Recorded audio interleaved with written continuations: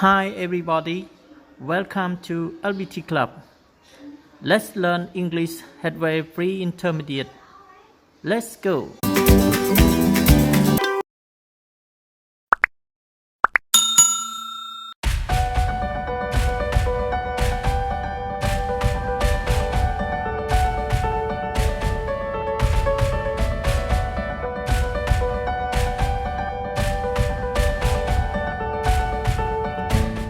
Yes, hi everyone. Yeah, so now we continue our English Headway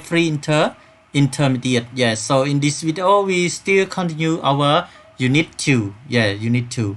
បាទនឹងហើយអ្នកទាំងអស់គ្នាឥឡូវយើងបន្តមេរៀនរបស់យើងជាបន្តទៀតបាទ English Headway Free Intermediate បាទក្នុងវីដេអូនេះគឺយើងនៅតែបន្តមេរៀនទី2ដដែល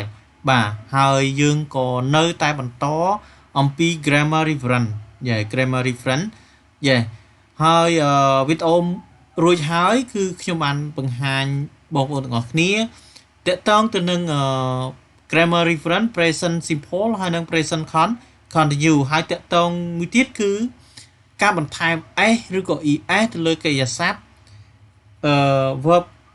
third person singular ហើយក៏នឹងverb ing ដែរបាទអញ្ចឹងអ្នកទាំងអស់គ្នាដែលមិនទាន់បានទស្សនាអំពីការរបៀបនៃការបន្ថែម ing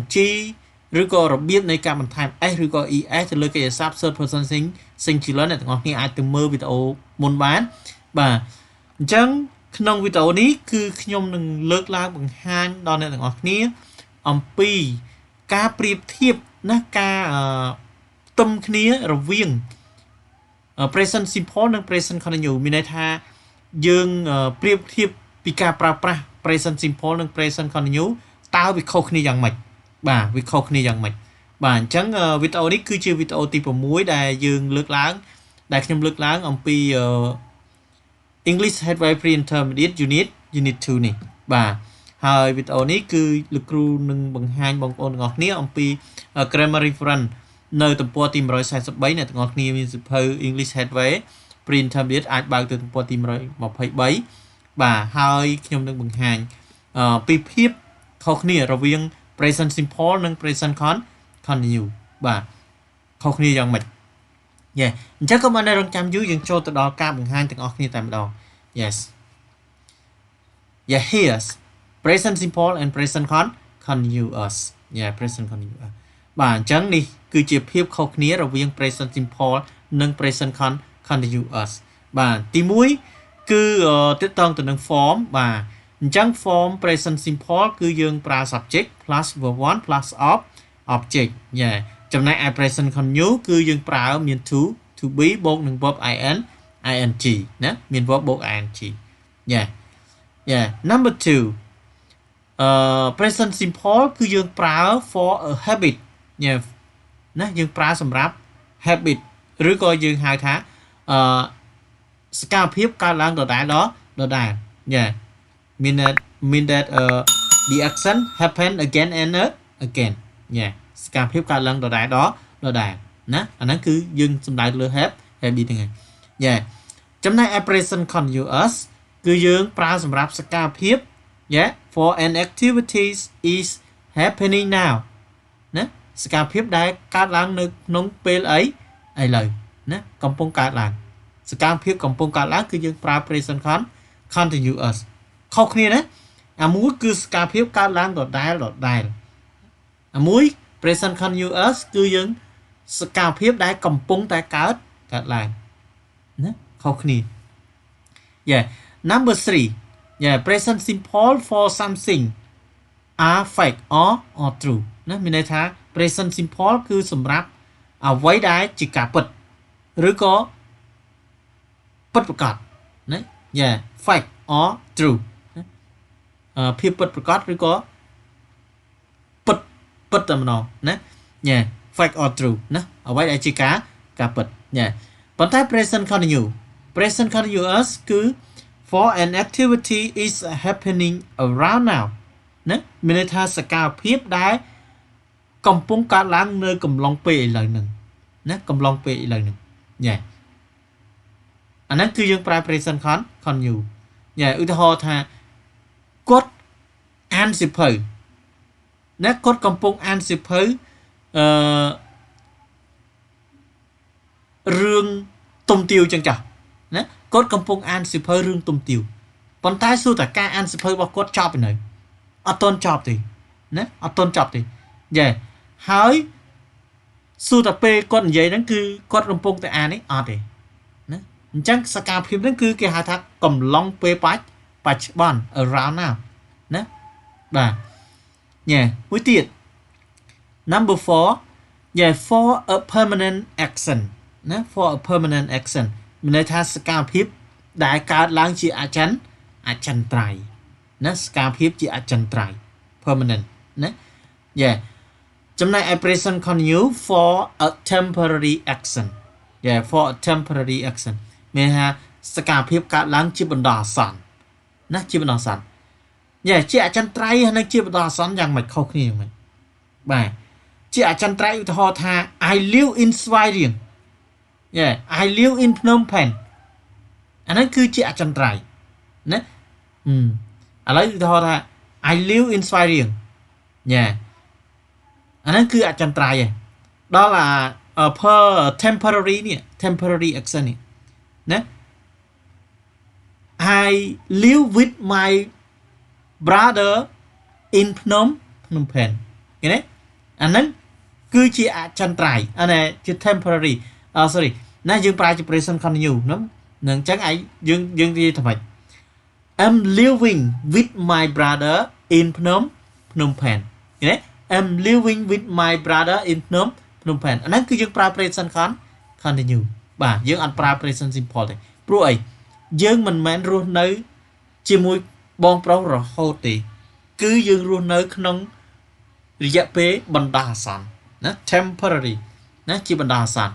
កំឡុងពេលដែលយើងទៅសិក្សាឬក៏យើងទៅធ្វើការយ៉ាហ្នឹងគឺយើងនៅជាមួយគាត់ជាបណ្ដោះអាសន្នប៉ុន្តែយើងរស់នៅអចិន្ត្រៃយ៍របស់យើងគឺស្វាយរៀងយ៉ា I live in ស្វាយរៀងនេះគឺយើងប្រើ present simple កាលណាយើងប្រើសម្រាប់ជាបណ្ដោះអាសន្នកំឡុងពេលណាមួយណាមិនមែនជារៀងរហូតគឺយើងប្រើ present continue យ៉ាដូចឧទាហរណ៍មិញហ្នឹងយ៉ា number 5 the verb of thinking or feeling are used yeah like know like love hate remember want understand agree need the other blah blah blah yeah បាទអញ្ចឹងនេះគឺពាក្យគេហៅថា state verb ណាជា state verb មានច្រើនជាងនឹងទៀតណាអ្នកទាំងអស់គ្នា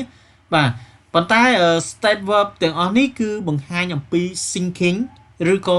feeling ណា state verb ដែលបង្ហាញអំពី thinking ឬក៏ feeling ណា so express about the thinking or feeling គឺយើងអត់ប្រើគឺយើងប្រើក្នុង present simple អត់មានប្រើនៅក្នុង present continue ទេណាតែចាអូ I am knowing អត់ទេណាបង្ហាញពី feeling ឬក៏ thinking គឺយើងអត់ប្រើជា continue ទេណានេះណា we don't normal use the verb of thinking or feeling yeah អញ្ចឹងមានន័យថា state verb ហ្នឹងណា state verb yeah state verb គឺយើងអត់ប្រើជា continue ទេណាជា continue ទេអ្នកទាំងអស់គ្នាត្រូវចាំណាអាហ្នឹងបាទហើយ state verb ហ្នឹងគឺមានច្រើនយ៉ាអញ្ចឹងក្នុងនេះខ្ញុំលើកបានមកបន្តិចដែរបាទដែលជាពាក្យងាយដែលយើងអាសាជួបបាទដូចជាពាក្យ know like love hate remember want understand agree need យ៉ាមានច្រើនទៀតណាយ៉ាអញ្ចឹងstate verb ទាំងអស់ហ្នឹងគឺយើងប្រើតែក្នុង present simple present continue គឺយើងអត់ប្រើទេបាទអញ្ចឹងពាក្យទាំងអស់នេះគេហៅថា state verb ណា state verb យ៉ាដែលបង្ហាញអំពី thinking ឬក៏ feeling បាទអញ្ចឹងនេះគឺជាភាពខុសគ្នារវាងការប្រើប្រាស់ present simple និង present continuous យ៉ាបាទអញ្ចឹងខ្ញុំនឹងបង្ហាញបន្ថែមទៀតតែមាននៅក្នុង English Headway Pre Intermediate របស់យើងតែម្ដងយ៉ានេះណាយ៉ានៅក្នុង English Headway Free Intermediate គឺគេបង្ហាញតែបន្តិចទេណាបាទបង្ហាញតែបន្តិចនេះទេតែក្នុង ចំណុចនេះគឺខ្ញុំលើកឡើងមកបន្ថែមណាយ៉ាបន្ថែមយ៉ាអញ្ចឹងនេះ2.3 present simple and present continuous យ៉ា 1 read the right and wrong sentences យ៉ាមានន័យថាអានប្រយោគត្រូវនិងប្រយោគខុសណាអញ្ចឹងមើលវាមានប្រយោគត្រូវនិងមានប្រយោគខុសយ៉ា Fraser comes from Scotland យ៉ាអញ្ចឹងអាហ្នឹងគឺយើងអត់ប្រើជា present continuous ទេណាបាទព្រោះអីវាបង្ហាញអំពីអ្វីដែលជាការពិតយ៉ាជាការពិតអញ្ចឹងគឺយើងអត់ប្រើ present continuous ទេយ៉ាយ៉ាអញ្ចឹងនេះ Fraser is coming from Scotland now we don't use យ៉ាព្រោះវាបង្ហាញពីការពិតណា true យ៉ា one more I'm reading a good book at the moment yeah I'm reading a good book at the moment អញ្ចឹងសកម្មភាពនឹងយ៉ាងម៉េចគឺកំពុងកើតឡើងណាកំពុងកើតឡើងអញ្ចឹងបើសកម្មភាពកំពុងកើតឡើងគឺយើងប្រើ present continue ណាប្រើ present continue យ៉ាអញ្ចឹងយើងអត់ប្រើ I read a good book at the moment យ៉ាអញ្ចឹងយើងមើលថាសង្គលយ៉ាងម៉េចនេះគឺពាក្យ at the moment ពេលឥឡូវហ្នឹងឃើញទេអាហ្នឹងជា clear ដែរបញ្ជាក់អំពីសកម្មភាពដែលកំពុងតែកើតឡើងណាយ៉ាអញ្ចឹងអាហ្នឹងគេហៅថា adverb phrase យ៉ាដែលបញ្ជាក់អំពីសកម្មភាពយ៉ាងម៉េចណាយ៉ា number 2 some verbs express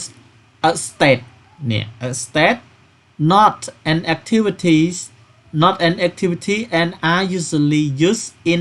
the present simple only បាទអញ្ចឹងគេនេះបង្ហាញអំពី state ណា yeah some verb express a state ណា not activity and are usually used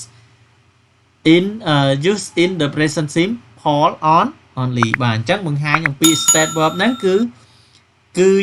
មិនបង្ហាញអំពីសកម្មភាពយើងប្រើតែក្នុង present simple ទេណាយ៉ាដែលបង្ហាញអំពី feeling ឬក៏ thinking ហ្នឹងយ៉ាអញ្ចឹងយើងមើលនេះ I like sorry she likes the rolling stone ឃើញទេ she likes the rolling stone យ៉ាអញ្ចឹងបង្ហាញពីអារម្មណ៍របស់គាត់ណា feeling ណាយ៉ា feeling យ៉ាបើបង្ហាញពីអារម្មណ៍អញ្ចឹងlike ហ្នឹងជា state verb យើងមិនប្រើជា continue ទេណាយើងប្រើជា present simple យ៉ាអញ្ចឹងយើងអាចប្រើថា she is liking the rolling stone now yeah no yeah one more I know that you mean yeah sorry I know what you mean yeah I know what you mean មានថាខ្ញុំដឹងនៅអ្វីដែលអ្នកបាននិយាយអញ្ចឹងអានេះបង្ហាញពីអីគេបង្ហាញពី thinking yeah thinking yeah I know yeah thinking yeah អញ្ចឹងយើងអត់ប្រើ am knowing ទេណាយើងអត់ប្រើ am knowing ទេyeah អញ្ចឹង know ហ្នឹងគឺយើងប្រើជា present simple អត់មានប្រើក្នុង continue ទេ yeah similar verbs are sing agree understand and love យ៉ាអញ្ចឹងនេះគេលើកមកតែ4ពាក្យទេណា4ពាក្យទេបាទអញ្ចឹងដូច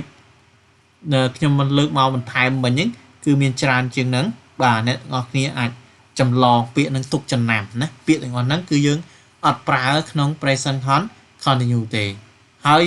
ចំណាំផងដែរ state verb ទាំងអស់ហ្នឹងគឺមានច្រើនជាងនឹងទៀតបាទមានច្រើនជាងនឹងទៀតបាទអញ្ចឹងសម្រាប់វីដេអូថ្ងៃនេះសង្ឃឹមថាអ្នកទាំងអស់គ្នានឹងតាមទាន់ណាពីរបៀបនៃការប្រើប្រាស់ present simple និង present continuous គឺយើងចែកឲ្យដាច់ពីគ្នាក្នុងការធ្វើលំហាត់ណាក្នុងការធ្វើលំហាត់អ្នកទាំងអស់គ្នាត្រូវចែកឲ្យដឹងថាណាមួយជាសកម្មភាព present simple ណាមួយជាសកម្មភាព present continuous យ៉ាបាទសង្ឃឹមថាអ្នកទាំងអស់គ្នានឹងតាមទាន់ចំណុចនេះបាទហើយនឹងយល់បាទវីដេអូក្រោយខ្ញុំនឹងលើកជាលំហាត់មកបង្ហាញអ្នកទាំងអស់គ្នាខ្ញុំនឹងផ្ដល់ជាលំហាត់ដាក់នៅក្នុង group Telegram បាទហើយខ្ញុំនឹងបង្ហាញបញ្យល់បន្ថែមទៅលើលំហាត់ហ្នឹងបាទ ខ្ញុំដាក់ជាលំហាត់ហើយឲ្យអ្នកទាំងអស់គ្នារៀនធ្វើហើយផ្ទៀងផ្ទាត់ចម្លើយជាមួយនឹងវីដេអូក្រោយខ្ញុំនឹងបង្ហាញបញ្យលបន្ថែមទៀតបាទដើម្បីឲ្យកាន់តែយល់ច្បាស់គឺយើងធ្វើលំហាត់ណាមានតែការធ្វើលំហាត់ទេទើបធ្វើឲ្យយើងបានយល់កាន់តែច្បាស់បាទសង្ឃឹមថាអ្នកទាំងអស់គ្នានឹងតាមដាននៅវីដេអូក្រោយទៀតខ្ញុំនឹងបង្ហាញអំពីភាពខុសគ្នានៅក្នុងលំហាត់ណាដើម្បីឲ្យយើងកាន់តែយល់ច្បាស់តែម្ដងណាបាទអញ្ចឹងវីដេអូនេះគឺមានតែប៉ុណ្ណឹងបាទសូមអ្នកទាំងអស់គ្នាតាមដាននៅវីដេអូក្រោយជាបន្តទៀតបាទអញ្ចឹងវីដេអូថ្ងៃនេះគឺមានតែប៉ុណ្ណេះបាទសូមអរគុណអ្នកទាំងអស់គ្នា Yes thanks for watching បាទជាចុងក្រោយសូមអ្នកទាំងអស់គ្នាជួយចុច like បាទហើយចំពោះអ្នកទាំងអស់គ្នាបើមានឆ្ងល់អ្នកទាំងអស់គ្នាអាច comment សួរខាងក្រោមបានបាទចំពោះអ្នកដែលមិនទាន់ subscribe សូមជួយចុច subscribe និងបើកកណ្ដឹងដើម្បីទទួលបានវីដេអូថ្មីៗជាបន្តទៀតបាទសូមអរគុណតាមដានជួបគ្នានៅវីដេអូក្រោយ